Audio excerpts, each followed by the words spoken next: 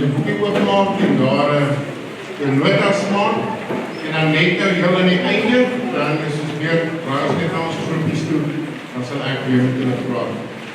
Dat vir jou. Rob, verskriklik dankie dat ek weer saam met julle kan kuier, dankie dat ek weer saam met julle kan wees.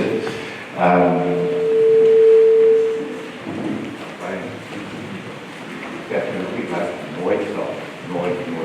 Met 'n skerm is nog meer. Dis altyd 'n uitdaging. Ek het die grootste respek vir die mense daar agter die skerm.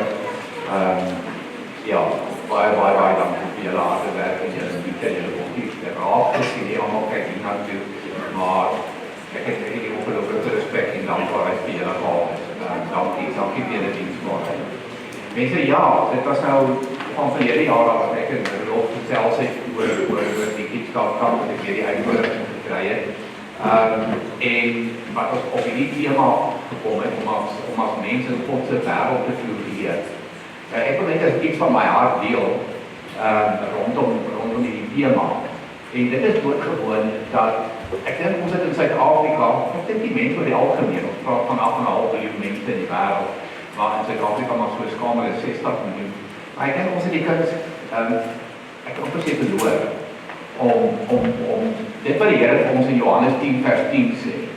Ek het gekom, Jesus praat self in Johannes 10 vers 10. Waar hy waarsku, hy sê jy was die wat steel en slag en uitroei.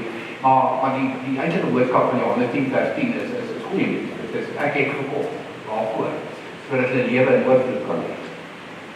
Nie sê wie van ons kan regtig sê wat ons doen lewe in oorvloed. Ons floreer. Dit is waar kan die woord kom. Vir my is dit net een van die mooiste Afrikaanse woorde. Ek het altyd nooit my vra wat die mooiste Bybelvers vir my nie, maar daar is honderde. Afrikaanse woorde het ek gunsteling. En die woord floreer is een van hulle. En ek lei dit af uit Johannes 10 vers 10 om oorvloedig te leef. En ek gaan met die 3 sessies op hierdie kant jou so 'n bietjie help. Want mense weet, ek kan 'n boek skryf hieroor, om as mense in God se wêreld te floreer. 'n oorvloedige lewe. Jy kan 'n boek skryf. Die 20 stappe, die 25 stappe, die 30 goed wat jy moet doen, die 40 goed wat jy moet doen. So ek het 3 goed gekies, is dit die sessie wat ek betrokke gaan wees. So as ek nou gaan bid, dan is dit Here help my as 'n nederige diensknegt sodat ek in 3 sessies die vermoë kan hê, gelukkig is eintlik die Here self wat dit doen, dis sy Gees wat dit doen, sodat ons kan weggaan na hierdie naweek en wel kan die woord floreer gebruik en oorvloedig lewe gebruik. So kom ons bid. Here, ek het eintlik klaar gebid. Here, gee vir my die genade, gee vir my die wysheid, laat die woord net so hard praat, net so duidelik praat met elke een van ons, dat ons niks anders as verstom kan staan oor die goedheid, oor die liefde, oor die werklikheid. Here, dat in hierdie siek, seer, uitdagende wêreld, wil hê ons moet floreer. U wil nie net hê ons moet floreer een dag aan die ander kant van die graf nie. U wil dit hier op aarde hê, waar ons partykeer min vreugde beleef, waar ons baie spanning beleef. Here, waar ons ongelooflike baie tekortkominge in ons eie lewe beleef. U wil hê ons moet hier floreer. Kom vanaand, kom môre. Here, deur elke Bybelstudie, deur elke lied wat gesing word, deur elke woord wat gepraat word, môreoggend se sonopkomsgeleentheid, Here, kom net met elke geleentheid, kom ontmoet ons. Here, dis my gebed, dalk in kom. Ons wil na die naweek van selfs tot ontmoeting met U gaan. Ons het U stem gehoor. Amen. So, waar begin dit? Waar begin dit iewers moet begin? Waar begin floreer? Waar begin lewe in oorvloed? En ek gaan op 'n baie weer plek begin. Dit is een van my all-time favorite musikante. Is 'n ou wat die kerk heeltemal voor was. Ek kan amper sê die kerk het hom gemis. Hy is vandag nog bekend as een van die voorste musikante in die wêreld. Ek praat van Boudewijn van U2. En ek wil begin met sy woorde. Dis moet ek sê, ek begin weer. Okay? Ek sal nou om dit na iets geestelik te skryf. Dit span heeltemal. Jy gaan nie in elk geval nie dieper geeste kry as hierdie nie. Want hierdie ou is 'n uitgesproke Christen wat 'n incredible invloed in die wêreld het.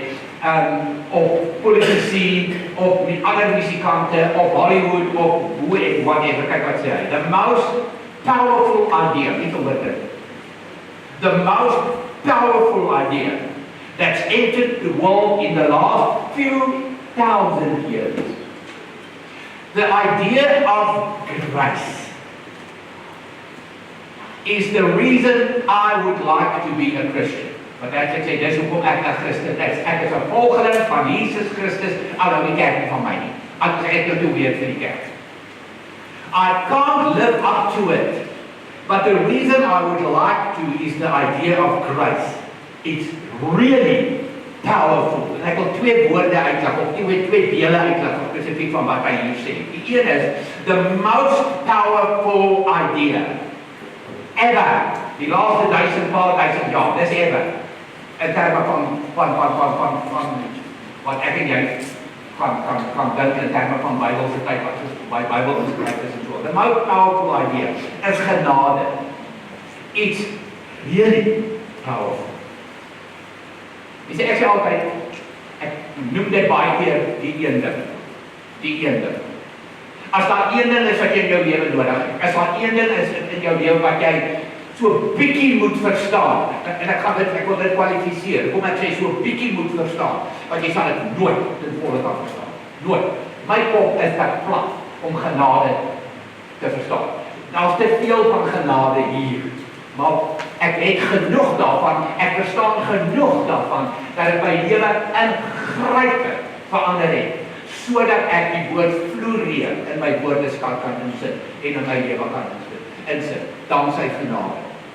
Nou die volgende aanhaling wat ek vir jou gaan wys, is van 'n baie bekende geestelike leier, 'n man wat ek die voorreg gehad het om by verskeie konferensies in Amerika om na te luister, jeugkonferensies en leierskapskonferensies. Dit is 'n Amerikaanse Chinees, hy sal sien, hy lyk soos 'n Chinees, maar hy is 'n Amerikaner, hy is gebore in Amerika, en dit is 'n kragtige prediker, dit is 'n kragtige skrywer, en in een van sy baie boeke wat hy geskryf het, en as ek dit reg onthou, is die titel van die boek wat ek hier uitgehaal het, Crazy Love. So as jy ooit regtig 'n goeie boek moet te lees, ek wil Francis Chan se Crazy Love. En in dit het hy 'n gebed. In daai boek het hy 'n gebed. Heavenly Father, Thank you for your grace. Your forgiveness is so good that I struggle with believing it at times. Selfs presies wat ek vir jou probeer sê. Ons kan dit nie in volle verstaan nie. Dis 'n ewige stryd wat ons het. Hierdie goedheid van God, hierdie liefde van God, hierdie vergifnis van God. Ons struggle believing it at times. Thank you for rescuing me from myself and giving me your Holy Spirit. Your love is better than life. Wat 'n gebed om te bid. Wat 'n gebed om te bid. Mense, ek het op jou sessie nou 'n powerhouse van 'n keer het gesien het daar sy. Daai man, ek het al gehoor oor Filippense, ek glo dit is so, hy verstaan iets van die woord en dit besnydende swaard ensovoort. Wat ook hierdie, ek wil amper sê hierdie gentle woord. Here, dankie vir u vergifnis. Ek struggle om dit te verstaan, Here, want hoekom? Want ek met my menslike verstand maak dit nie sin nie. En dit is presies wat Boudou sê.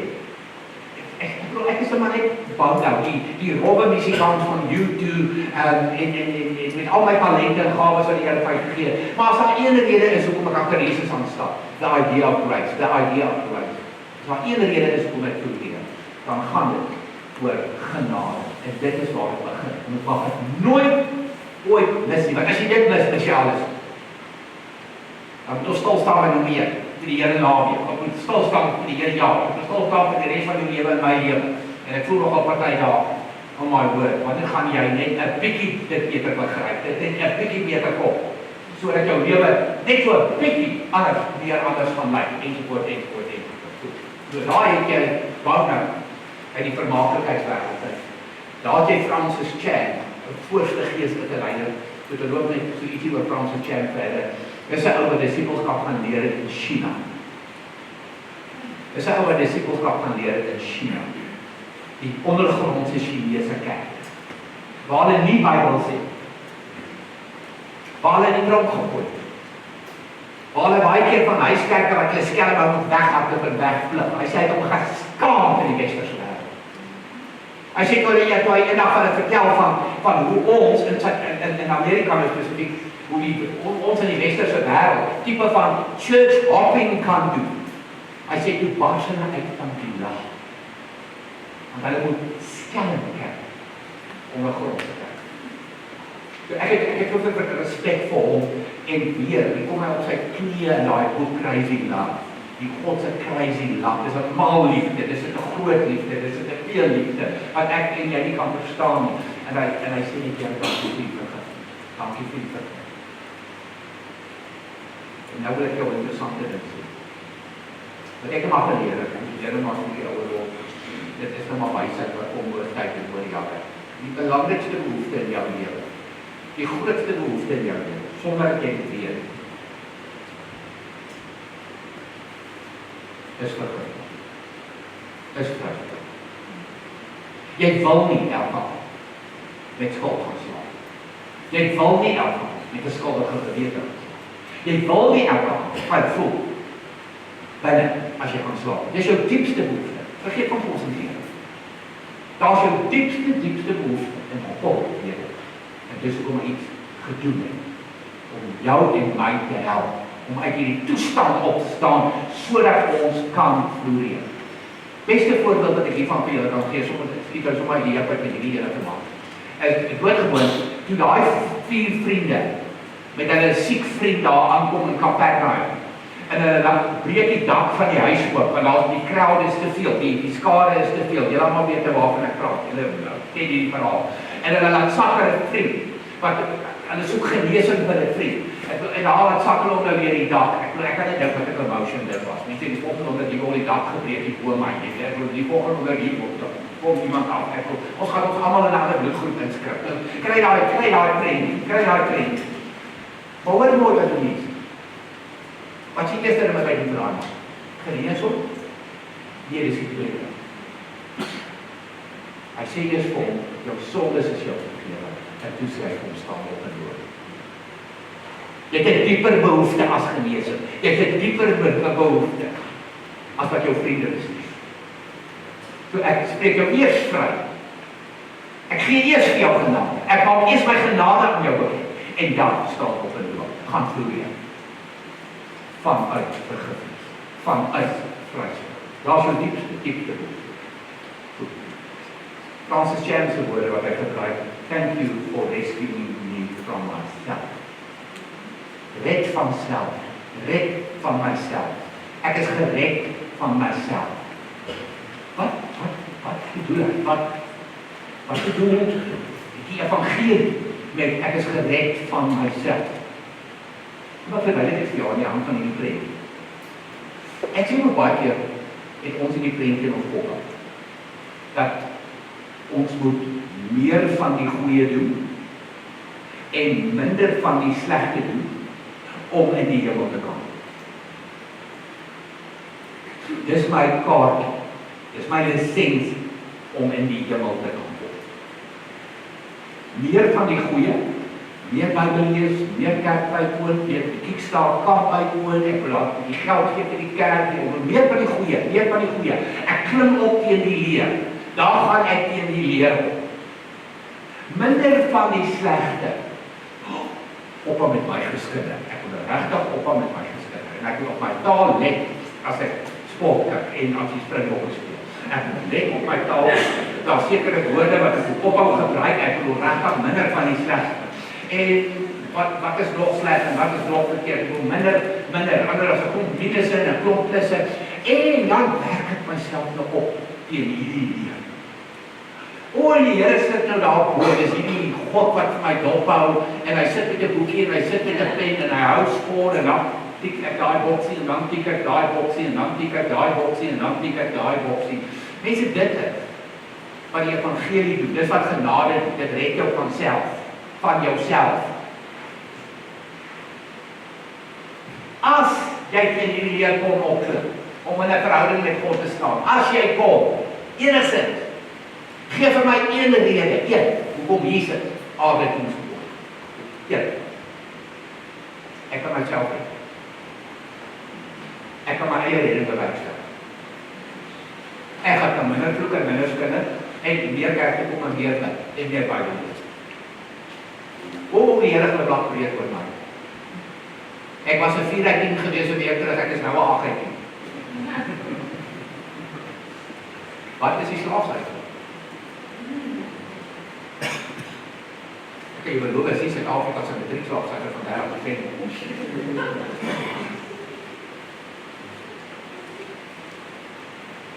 Nee, dis 100. Dis die slaafsyfer. 100 of net. Wat doen die evangelie? Die evangelie maak my 100. Die kruis maak my 100. Ek sê altyd, as jy kyk na hierdie leer, ek wil die leer, die red van self. Ek wat wil opklim na die Here toe. Ek probeer swaar. Weet jy wat, al wat ek tot gebeur is, ek stop, want ek is so moeg. Maar dis my pogings, dis my werk die hele tyd, en dan klim ek weer 'n bietjie aan. Dit is toch my Heer, nee, hoe gaan dit ooit afkom? Jy gaan nooit afkom.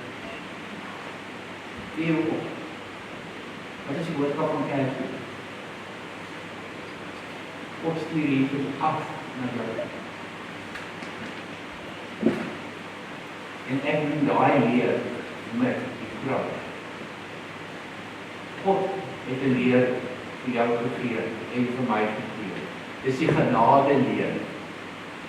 Hy buig af na my toe. Hy klim af na my toe. En hy sê, Johan, jy kan dit nie self doen nie. Jy kan dit nie self doen nie. Ek het dit vir jou gedoen. Jesus het gesê, ek het dit in jou plek gedoen. Dus gaan stilstaan met daai skrifgedeeltes vanaand.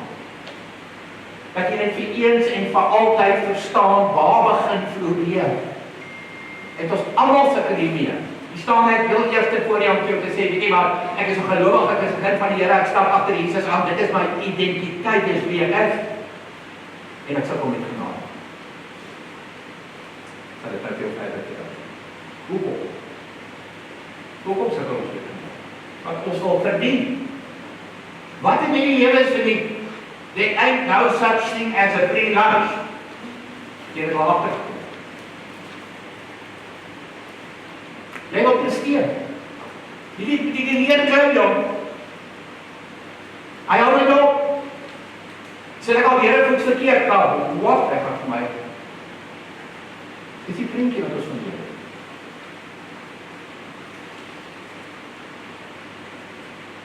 Dit is nie. Want enige genade is hoe ons moet sê. Dis die duurste prys wat nog ooit betaal is. Daar's nie 'n groter geskenk, meneer, wat jy vir jou vrou gaan gee nie. 'n Vrou, daar's nie 'n groter geskenk wat jy vir jou man gaan gee. 'n duurder geskenk wat jy kan gee. Daar's geen duurder geskenk in die hele, en hoor nie wat ek gebruik, geskenk. En ek gaan nou skrif met daai woord. Maar en is 3. Ja, ek sê gou vir my, wie van julle het al iemand anders 'n geskenk gegee en het nie mooi saam met dit? Is dit 'n geskenk? Waar kanselleer jy die geskenk? In die e-boek. Jesus is 'n geskenk. Die Johannes woord en ek gaan dank jou wys, Paulus. En dan sê ek, almal van ons sit onder shame hier, skande en skuld. Almal. Gaan dink mooi, Genesis, direk na die sondeval. Wat is die eerste emosie wat Adam en Eva beleef? Hulle kom agter hulle is na. En dit so die heerlikheid van God uitgestraal en dit ene nakyk van ander. Direk na die sondeval, toe kom hulle agter hulle is na en wat doen hulle? Kruip weg. Skande, shame. Weet julle wat? Dis die vernaamste wapen wat die duiwel vandag nog het in my lewe en in jou lewe, is om vir ons in skande te sit en ons die hele tyd te probeer terugsit in skande en ons gaan skande toe te vat en ons gaan skuld toe te vat. Hoekom? Want dis die goed wat maak ek kan nie bid nie, ek kan nie Bybel lees nie. Dit skei my van God. So ek wil vir jou sê, so kragtig is wat die duiwel is. Jy moet nie onderskat. As jy die wat steel is wat hy doen. So voorbeeldeloos is. Dis sy wapen. Dis sy enigste wapen. Skande. En skuld. En wat kom doen Jesus met genade? Onverdiend. Duur. Wat kom doen hy? Hy kom maak ons vry van skande en skuld. Wat? Ja. Jy kan skande vry, skuld vry. Nee. Jou verband is afbetaal deur die bloed van Jesus Christus. Maar goed, nou sê ek dankie Paulus. Dankie Paulus, dat ek kan hardloop met jou. Die spring ek nou dieper in die woord in jou. Ek gaan vir jou 2 vertalings van hierdie vers. Dit is vir my seker die 1 vers in die Bybel. En weer, hierdie is van subjektief. Ek wil weer, ek kan vir jou 'n ander vers lees, ek kan 103 vers 16 lees, ek kan glad nie sal hier al oor verse van die evangelie verduidelik, wat genade verduidelik. Maar hier is die 1 vers wat vir my die heel mooiste vir my, om dit vir jou te verduidelik, om enige mens te verduidelik. 2 Korintiërs 5 vers 21. Christus was sonder sonde. Stop al daar. Ons hou hom weer. Jesus het nooit sonde gedoen. Want sê ek, en dan kry jy die belangrikste maar in die hele Bybel. Maar God. En God. Daardie Jesus wat nooit sonde gedoen het. En ons plek, vergeet nie ons, my plek, jou plek, as sondaar behandel, sodat jy, deur ons eenheid met Christus, kyk mooi wat gebeur, deur God vrygespreek, vergewe kan wees. Daar is jou diepste behoefte, daar is jou diepste verlange, en sonder dit gaan jy nooit kan floreer. Gaan jy nooit kan opstaan en doen. Maar kom ons lees dit vir jou. Ek het dit spesiaal saam die Nuwe Testament. Dalk ek het dit vir julle nuus gemaak. Dalk sien julle hom nou vir die eerste keer gemaak. Asseblief kry vir jou hierdie vertaling. Is 'n redelike, hy vir jaar al Stefan Joubert en Jan van der Walt, ek het Stefan het baie goeie vriende. Is net die Nuwe Testament. Dit is so tipe van 'n alcohol op die boodskap vertaling. Dis net 'n nog mooie, beter taal geskryf. Maar in elk geval, hierso is die Nuwe Testament. Om hierdie skrif, ek hoef nie vir jou te verduidelik nie, jy lees hom net uit in die vertaling. Christus het nog nooit enige sonde gedoen. Ek kan dit nie verkry. Direk uit die Grieks uitvertaal. Nogtans het God hom soos 'n sondaar behandel aan die kruis. Daai gedeelte ontbreek in die 83 vertaling. Die verkeerde vertaling, nie asseblief, ons van julle maar vat jy verkeerde vertaling nie, die sê 'n beter vertaling. Maar dit vir jou dit verduidelik. Hoe is Jesus as 'n sondaar behandel? Waar sê hy as 'n sondaar behandel? Die kruis, die evangelie, genadebewys aan die kruis. Dit het hy gedoen sodat hy ons nie so sondaars, kom ons sê die woorde daarby, aan die kruis hoef te behandel nie. Vir wie was die kruis bedoel?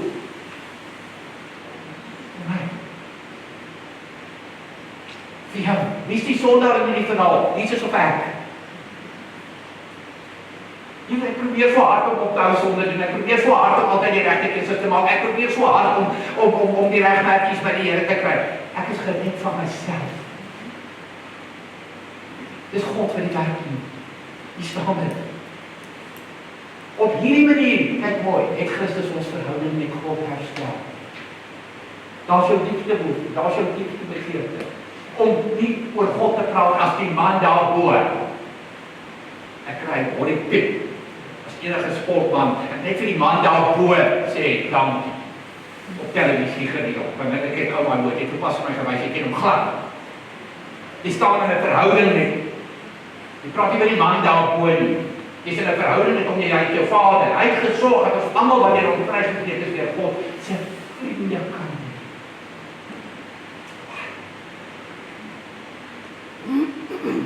Ek, God se vriend, en my bad oorlippe, hoe ek kan glo in my goeie hoop. Hierdie is deel van my goeie hoop. Ek is mens soos jy. Ek het ook 24 uur 'n dag. Maak dit om oulik te lyk, en goed te lyk, en perfect te lyk, vir 45 minute. Baie man. Ek het geen illusies van. Ek sê dit graag. Vra my vrou. Vra my kind. Ek stry die sterk saam met jou. Maar God vir genade. God vir vryspraak. God vir vergifnis. Ek wil saam met Francis Chan op my knieë neergaan en sê, Here, dankie vir vergifnis. Want vergifnis, dit het 'n kliseë geword. Dit is sommer net 'n woord geword om 'n gelowige, dit is 'n woord geword om 'n Christen. Mense, dit is Jesus aan die kruis. Dit spaar my van die kruis. Dit spaar jou van die kruis.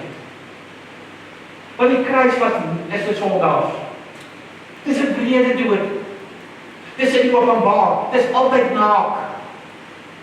Terwyl jou liggaamsfunksies aangaan. Mense kyk vir jou, jy's 'n afskrikmiddel van ander misdadigers.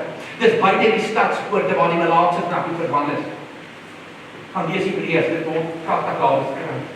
Dis die vernederendste dood wat jy kan sterf, en dis wat ek en jy verdien.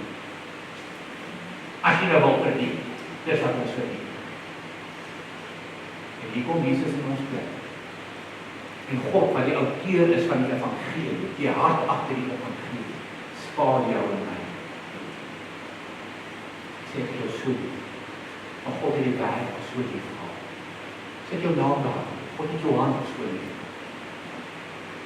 Christus was sonder sonde, maar God het hom in Johannes se plek as 'n sondaar behandel, deur hom aan die kruis vir te laat sterf.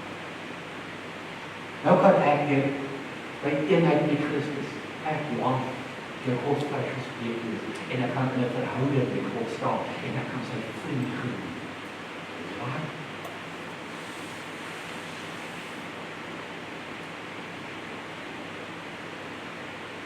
Mense, dit is die hart van God. Die hart van die evangelie. Dis die goeie nuus. Dis hoekom wanneer ons sing soos net, ons kom by hierdie lied, naam bo elke naam. Ek kan nie anders as om my hande net in die lug te steek. Want dis daardie naam, dis daardie Jesus, onthou naam, vir persoonlik Jesus, dit gaan nie oor die naam nie, dit gaan oor die persoon. Naam, oor elke naam, dit is so pas gesing het, dis hoekom ons het gesing het, oor hierdie, oor 2 Korintiërs 5 vers 21. Kom weer baie mooi aanhaling van die maak. Die Christelike geloof het niks te doen met wat ons vir God kan doen. En alles met wat hy vir ons gedoen het. Verstaan jy dit nou? Ons kan op geen manier God se guns wen teen die leerryking of sy vryspraak verdien nie. Meer van die goeie, minder van die slegte. En ons hoef ook nie. Wow, dis bevryding. Laat die laste afval. Van begin tot einde is dit 'n saak van graad.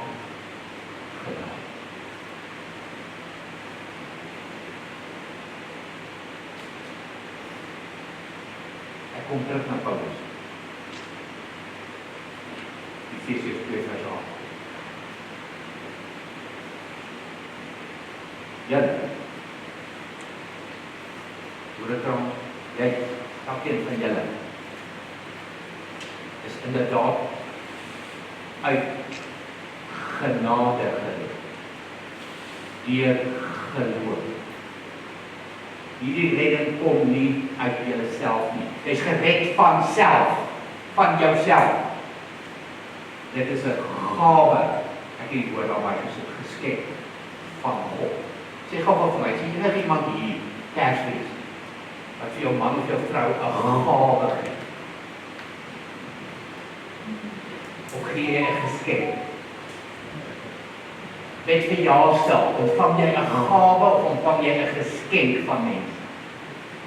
Dis hoekom dit is nie 'n goeie vertaling nie, wees nie verkeerde vertaling nie, mense, die Engels is lief.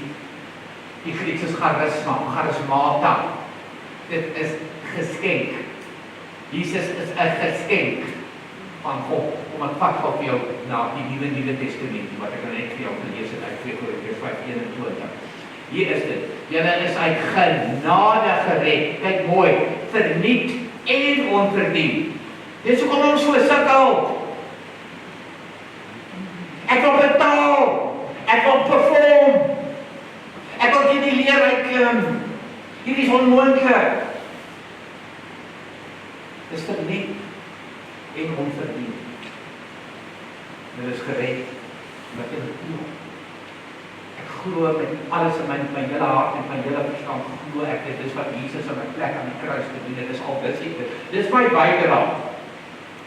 Ek aanvaar die geskenk. Kyk nou mooi. Dit is gered omdat jy glo. Jy het nie jouself gered nie. Jy kan nie anders hoef Jesus nie te gekom het nie. Vergeet van Kersfees en vergeet van Paasfees. Trek 'n streep aan neer. As jy besig is met hierdie guide van verdienste en jou eie poging. Hou op. Ek was daar in my lewe. Skoonma se droom. Tot ek Jesus ontmoet het en agtergekom het, dit werk nie so nie. Al jou hart jou werk was te vergeet. Jy was regtig op pad help met jou goeie lewe nou. En dan, hier is het. Dit is 'n geskenk wat God verniet aan julle elkeen. Als jy die direkte Griekse vertaal. Eindelijk. 'n geskenk verniet vir jou gegee. Dis my vraag. Moet jy die geskenk al aanvaar? Moet jy die geskenk aan jou eie genoem? Ek sê altyd, daar is 2 goed oor genade. Jy moet genade vat en genade met jou vat. Hoor. Jy moet genade vat en genade met jou vat. Het jy al toegelaat dat genade jou vat? Want soos my goeie vriend Stefan jou werk altyd gesê, as die Here jou vat, vat hy jou nie vriend toe. As genade vir jou vat, dat jy 'n nuwe lewe, 'n nuwe mens, 'n nuwe identiteit, jy leef vanuit genade. As 'n nuwe mens met 'n nuwe ID. Dis asof jy jou ou ID letterlik vat jy die groen ID dokument op jou ID-kaart wat jy op kan mag hê en jy smyt hom weg en God issue jou met 'n nuwe ID, 'n hemelse ID. Ek is in 'n verhouding met God, idee. Dis wie ek is. Wat is my bydrae gewees? Here, dankie vir die geskenk. Dis my lewe. Dis my lewe. En ek wil net een praktiese voorbeeld gebruik. Is 'n man na wie ek geweldig opkyk. Ek het hom verskriklik respek. Dis 'n fantastiese geestelike leier op die oomblik in die wêreld. Craig Rochelle. So hier is nou weer 'n prentjie van Craig Rochelle. As jy dit sien hoe lyk hy, veral as dit nou in aksie, as hy in aksie is. Ek beloof julle daar is kyk hier gaan kom. Ek het dit verwag. Dat die gesprek. Ek het gesê ek het dit beloof hy kom. Ek vertrou daai mense al. Nou sê daar skryf en aksie. En dis hoe hy vandag lyk. Dis Craig Rochelle vandag. Hy 6 kinders, al 6 in die huis, ek dink al 6 is al getroud en so aan, maar 'n wonderlike geestelike leier van Life Church in Amerika. Veral oor geestelike leierskap, ryk ek hom en Andy Stanley, wat spesifiek geestelike leierskap aanbetref as die top 2 in die wêreld. Nou, hierdie ou, ja, Life Church is 'n reuse kerk, met verskillende kampusse, reg oor Amerika, en ek gaan nou lank oor hom praat. Ek kan net vir jou dit sê, ek nou, op sosiale media gesien gister, het hy nou weer 'n sprinte nuwe boek uit, ek kan nie wag vir my tande in die ding te slaan nie, man, en die kyk, hy's 'n briljante skrywer, hy's 'n briljante prediker, hy's 'n briljante leierskap, maar hoor mooi, dis wie hy vandag is, dis hoe hierdie foto vir jou, dis hoe hy lyk vandag, dis wie hy is, verkondig Jesus, praat oor volg Jesus, en geestelike leierskap, en, hoe was hy gewees? Jy sê, jy kyk op daai prent, jy kyk hy na 'n washer. Hy is onbeskaamd in sy bekommering. Ek weet alles van, wat hy vertel het. Hy het geremove met drank. Soos hy dit self skryf, the cheapest beer, toe hy nou dood was. En met vrouens gaan mors. Hy was nou weg. Behalwe dat hy was soek. En dis almal. En toe hy 'n klein kindjie was, op 'n tydsoor, in 'n vakansietyd, Bible klap, dis die woord, Bible klap, noem dit bygewoon. Twee volwassenes het hom op die hele handig hanteer en hom gesê, weet jy, as jy nie weet dat jy 100% seker is dat jy hemel toe gaan nie, jy weet nie, so wat help jy, weet jy, daai het hom losgedruk en hy het 'n verskriklike skewe prentjie van God begin kry. Hoor mooi, dit is 'n vrees vir God, die heilige vrees, wat eintlik is, in awe, dit is daar in awe, dit is wat ek by Francis Chan beleef, ek val op my knieë neer in awe, Here, dankie vir die vergifnis. As 'n groot verskil tussen dit en bang wees vir die. Dis kyk, wanneer jy jouself probeer, het jy die hele tyd bang vir. Want is jou skoor nou hoog genoeg? En hy ontwikkel 'n bang vir die. In sy hoërskooljaar gaan hy en hy maak 'n afspraak met 'n pastoor. Nou mense vra my nou, wat nou op baie werk met jong mense. Die dag wat 'n jong mens my bel. Kyk, dis altyd die pa of die ma. Johan, ek het 'n verskriklike kind. Doe jy 'n verskriklike tiener? Asseblief, jy moet help. My ma sê ek op het. Maar in elk geval. Maar hy bel die pastoor en hy maak af. Mense die dag is 16 jaar in my dag afspraak. Wat het nou gebeur? Ek cancel alles en maak my dag oop. Wat gaan jou hê? Tussen jou rugby en jou akademie en jou skool en jou dit en jou dat dit gebeur my. Ek gaan sien die pastoor wat hierdie pastoor hoe om hierdie weer op te kry. Jy moet ophou hiermee, jy moet ophou hiermee, jy moet ophou hiermee. Jy moet meer hierdie, minder hierdie, dit. Ek daai man kan nie aan die kry vandag. Wat ek net hom net een ding sê. Ken jy die evangelie? En weet jy wat beskryf die skaal goed? Luister, maar net 19-20 jaar. Ek ken nou nie daai weg aan sy doen. Maar net op universiteit. Dus sit hy alleen in sy positkamer. Wat mooi. Alleen. Dis nie 'n crowd soos vanaand of dis een van die jeugsaamtrek en op 'n kampus en daar's 3000 mense of 5000 mense en daar's 'n band en daar's musiek en ek wil die ligte word gedim en ek wil niks van. Hy sit alleen in sy positkamer. En as jy die slide vir ons een gaan terug na die Efesiërs daar. Hy sit hy lees daai vers. Dit is uit genade gered vir nie en onverdien. Dit is gered omdat jy nog glo. Dit het nie jouself gered nie, is 'n geskenk wat God vir die Here gegee het. Weet jy wat sy reaksie? Hoe skryf hy dit in die boek? Hy sê, why didn't anybody tell me this? Hoekom het niemand my nog ooit van genade vertel? Want dis die begin van 'n oorvloedige lewe. Ek struggle, ek tackle, ek mors, my lewe val uit mekaar uit en dit is op en dit is af en dit is op en dit is af en daar's jammer. En daai ou gaan alleen. Kry Michelle, ek gaan teruggaan na sy foto. Hy gaan alleen as 'n 19-20 jarige student na sy universiteit se hoofbaalveld. In Amerika het hulle nie rugby veld, hulle het baie velde, okay? En hy met paviljoene wat 30-40.000 mense sit soos ons rugbyvelde goed. En hy gaan kniel op die middelpunt, alleen, kyk die audience. En hy wil die volgende gebed. Kyk, my love. 3 woorde. Daar sy vandag. Toe hy plek van genade. Toe hy daar kniel, toe sê hy, Here, hier ontdek ek nou genade en hier laat ek nou toe dat genade my vat. Ek vat genade en genade vat my. En dan sê hy, kyk in die voorste geestelike en daar. Waar begin? Waar die purpose waarvoor God hom gemaak het begin? By vergifnis, by vers, by genade, by die kruis, by die neerlê van sy leer en die gryp na God se leer, die kruis, Jesus, die persoon, Jesus Christus. Dit is naby klaar.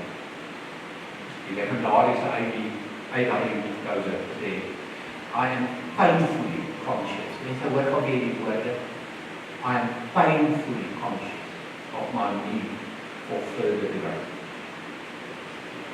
As daar 'n ding is in my lewe wat vir my elke dag draai. Hoor mooi, dis nie 'n eenmalige momentie wat jy weer het. Jy kan nie dit iewers begin. Ek het daai moment gehad. 2 Korintiërs 5:21 het gebeur in my lewe. Toe ek agterkom, al my woord, ek probeer met al my krag en energie in my lewe en dit is alles 'n waste. Christus het dit in my plek vir my gedoen en ek het dit gesê, Here, in my lewe op, take my life. Maar tel jy sê, I'm painfully conscious of my need for further growth. Elke dag. Mense, dit kom op die, aan die Bible in die Bible. Ons sing die, His mercies on you every morning. Every morning. Elke dag is 'n dag van genade. Elke dag is 'n dag om uit genade te leef. Elke dag is 'n dag van, soos wie Brits jare terug, een van sy oudste liedere gesing het, 'n handvol vars genade. 'n handvol vars genade. Dis wat die Here vir jou en my gee elke dag. Dis ons suurstof. Dit is ons DNA. 'n handvol vars genade. Dan sê Paulus, I am ashamed of my lack of desire. En ek bely dit saam. Here, ek kan so complacent raak oor genade. Ek kan dit so gewoond raak. Ek kan so partykeer, as ek weer so 'n ou vat in die modder gaan rol en weer 'n verkeerde keuse maak en my eer verloor en reaktief is en whatever. I'm ashamed of my lack of desire. I want to be. I long to be filled with longing. Here, gee my 'n diepe verlange na U, meer van U in my lewe. I thirst to be made more thirsty still. Here, my dors is nie genoeg. Maak my dorser en dorser en dorser elke dag. U in my en ek en U in genade wat my vat en ek wat genade vat. Elke dag van my lewe. Jou lewe sal anders wees. Jou lewe sal anders wees. My lewe sal anders wees. Ek sluit af. Net nie so laat te wag. Die dag dat genade jou tref. Genade, dag dat genade jou vat en jy genade vat. Jy geweldige verantwoordelikheid in die wêreld. Dan word jy 'n kanaal van God se genade vir die wêreld en in die wêreld. Wat kom mooi, jy kan vir my sê, maar as mense wat goed aan my gedoen het en hulle verdien nie, gaan terug en wat God vir jou doen. Verdien jy dit?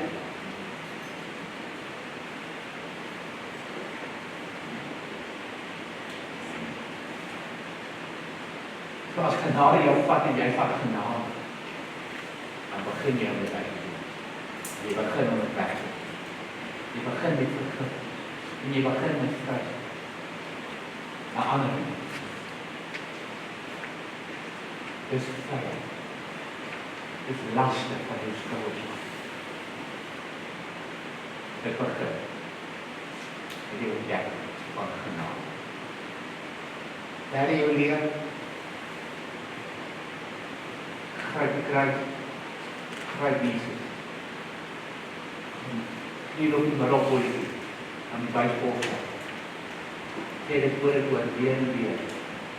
Kyk. Maar. Laat. Kruis die woorde. Ou kry dit genees. En 'n nuwe kry dit op. Dis wat genade. Maak jou nie in die lewe. Here, dankie. Dankie vir genade. Ek weet nie, sal ons ooit vir U genoeg kan dankie sê. En Here, vergewe ons dat ons dit nie altyd verstaan, begryp. En dat ons baie keer juis omdat ons dit nie so ten volle verstaan en begryp nie, dat ons daarmee mors. Kom deur die Gees, Heilige Gees, ek kom nooi U om werk in elke hart te neem, om net iewers te begin met daai 3 woorde. Kyk maar na, kyk maar na. Here, want dis daai oomblik wat genade ons vat en wat ons genade vat. Dis daai oomblik wat ons lewens draai en begin sin kry en betekenis kry. Dankie daarvoor. Dankie dat U wil hê ons moet floreer en dat U die werk gedoen het om hierdie hele floreer oorvloedige lewe proses in ons lewens aan die gang. Ons loop in ons prys. Amen.